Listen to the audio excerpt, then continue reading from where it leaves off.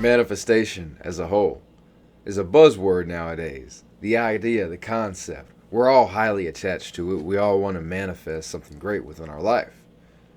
But many times, what we do is we learn too much. We end up overcomplicating it. We become over attached to the result by which we're wanting to manifest, by which we then push it all away. What I want to help you understand today is the simple way to manifest. What you must do if you're looking to manifest a different life or manifest something in your life. A lot of what you will hear today is somewhat on the contrary to what you hear in popular culture within manifestation. Meaning, a lot of times we learn these different understandings and these different concepts that actually, again, push us farther away from what it is we're wanting to have.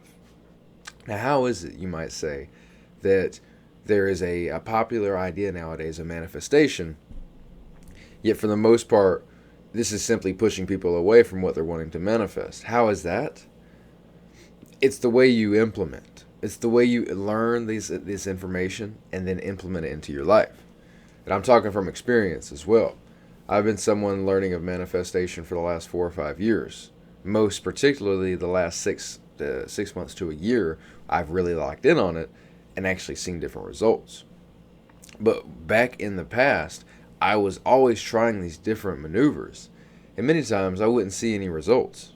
Many times I would actually end up pushing myself farther away from the result by which I wanted. You see, much of this comes down from the beginning state, the state from which we are acting out and from on a day-to-day basis. This is known as I am. I am what I am. I am that I am. Many times we don't realize who we believe we are, who we believe that we're meant to be.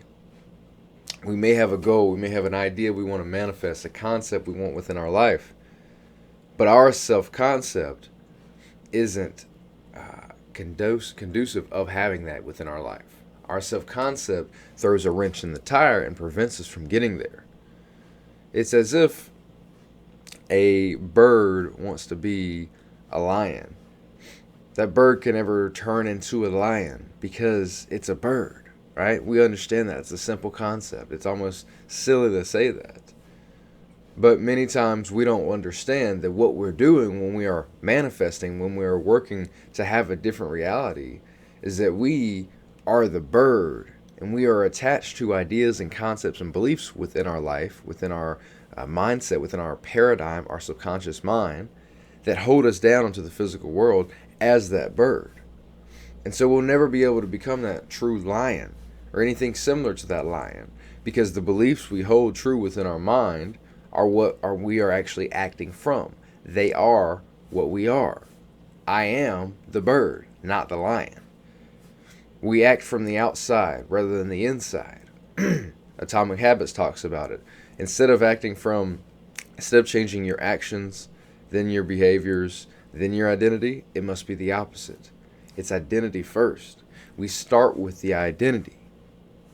We start with the inside first. We start with eliminating the beliefs that are pushing us away from that which we're wanting to manifest. Now, as I told you a minute ago, this was my journey. You see, I was doing these different techniques, the affirmations, most especially affirmations. I did some very small amount of visualizations back when I started. A ton of affirmations, whether it was verbal or written down. I was acting from this different goals, right? I wanted different things in my life. I was setting all these high goals and going for them. But what I didn't realize is that I was fighting myself. What I didn't realize is that my self-concept denied all of these things that I wanted to happen in my life. They denied me from being capable of them. So I fought myself and I went back and forth and back and forth. And I kept going. Don't get me wrong. I willed my way through it. But for most people, that's not a very fruitful experience. Meaning you're not going to stick with it most of the time when you're just willing your way through it. Now, thankfully, I had God, I had the universe on my side, and part of me knew that. I knew that I was acting from some greater state, right? Or acting towards some greater state for a greater good. But if I would have known what I know now 4 years ago, it would look completely different in my life. But that is the journey. That is part of the journey. What I want you to understand here today is that this thing does not have to be complicated. In fact, it shouldn't be complicated. It should be simple. What's the old saying? Simple scales, fancy fails. You don't need 100 different techniques. What you need to do is tap into that real you. You need to tap into that real subconscious mind and directly implement the right ideas and concepts back in there to where you can express yourself as this higher version. You can express the true version of you that you wish to be on a day-to-day basis. This starts with, again, eliminating these beliefs, these concepts that we don't agree with if we were to be asked, and these concepts that we've only learned through negative reactions. You may feel unworthy. You may feel that no matter what you do, you'll never be successful. Now again, if I were to ask you, do you feel unworthy? Do you feel that you'll ever be successful? You'd say yes. You'd say yes, of course. But there may be a deep inner sense within you that doesn't feel this. You see, our logical mind, our conscious mind is always thinking. Our subconscious mind is always feeling. Our subconscious mind makes up some 90% on average of our daily thoughts. 90%. So that means the backbone of your understandings is all within your subconscious mind. Meaning everything you've experienced in your life up until this point and reacted to, I should say, your reaction to your experiences in life and remembered reactions and remembered situations that you were in, the emotional response to those situations, that is what is ingrained in your subconscious mind. That is what you're fighting against. Or should I say, challenging when you are shifting perspectives, when you are shifting the I am. Now that may sound overwhelming to you. Don't let it. Don't let it sound overwhelming, because here's the deal. You can challenge this and you can move past it. You can get over it and become new. Refresh yourself. In the Bible, it talks of refreshing oneself, becoming new. Birthing in the. Honestly, I don't know. Let me not quote the Bible. My point is that Alan Watts talks about it a lot. A man should be like a mirror. A man should be like someone who steps away from all the things in the physical world, the things that are holding them down, the beliefs, the concepts, the understandings, the addictions, the obsessions in the physical world. Because simply put, we should be able to reflect whatever is in front of us in a way. When we're overly attached, we're holding on to things. But change is inevitable. Change is going to happen. Change is meant to happen. Change is life. Movement is life. And so when we are overly attached, we're holding on to things while life is continuing to move. As you can imagine, that's not very good. It's very painful many times. So what we're doing here is looking at our beliefs we must develop the space that allows us to see our beliefs and reactions, everything that's within our subconscious mind, developing a space that helps us see these beliefs and concepts, a space that gives us an awareness that we can then decipher and see why we are certain ways. Because here's what's happening ultimately. We don't have that space. So as our subconscious mind is thinking throughout the day and we're feeling these different types of ways, so we act different types of ways, we just think that's how we are. Someone cuts you off in traffic, your immediate reaction is get pissed off.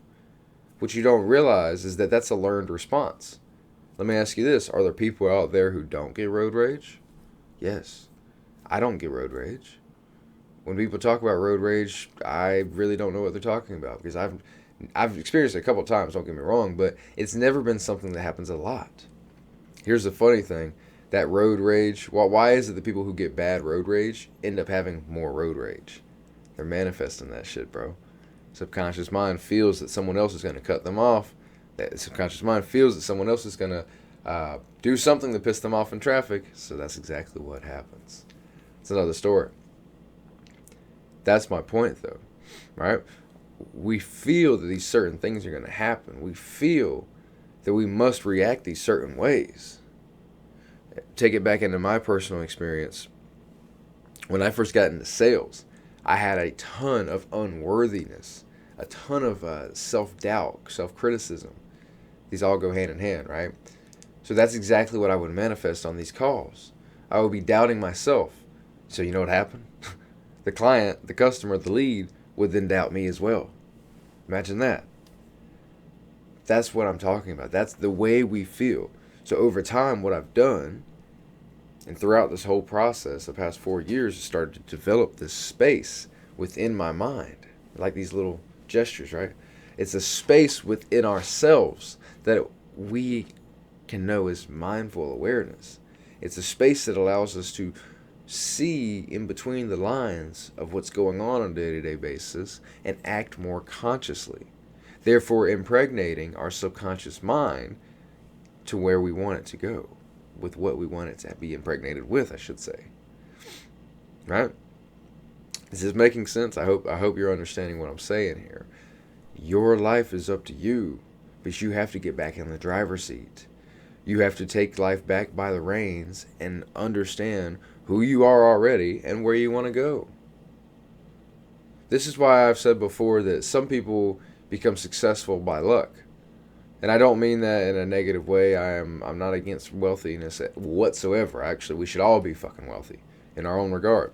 But some people, and this has never worked for me, by the way, some people become successful money-wise, which that's not my definition of success, but some people would say someone is successful because they have a lot of money. But it's by luck because they don't really love what they do. They still have a lack mindset. They think that their money is going to disappear. They're not really impacting a ton of people with their money. They just happen to make a lot of money by making smart moves.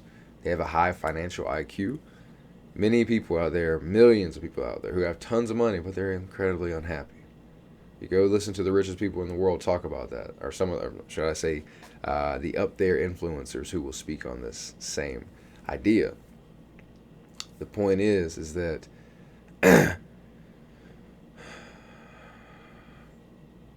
developing that space is the greatest thing you can ever do. Developing the mindful awareness space is the greatest thing you can ever do. That is the true determining factor in success, in my opinion. Because to me, success is just the progressive realization of a worthy ideal. The progressive realization of a worthy ideal. What is a worthy ideal? It's up to you to determine, right? But if you don't have a mindful awareness space, you don't have mindfulness, you're not going to determine what success or what the worthy ideal is from the right space. If you don't know yourself and who you are choosing to want to be, what your I am is and for the right reasons, if you don't know that, how could you possibly determine what a worthy ideal is to you? How could you possibly determine what a worthy ideal is if you don't even know who you are and who you want to be? What you want to stand by? Think about that. Let that sink in. Begin today, my friend. Develop that space within you. I love you guys. Have an amazing day.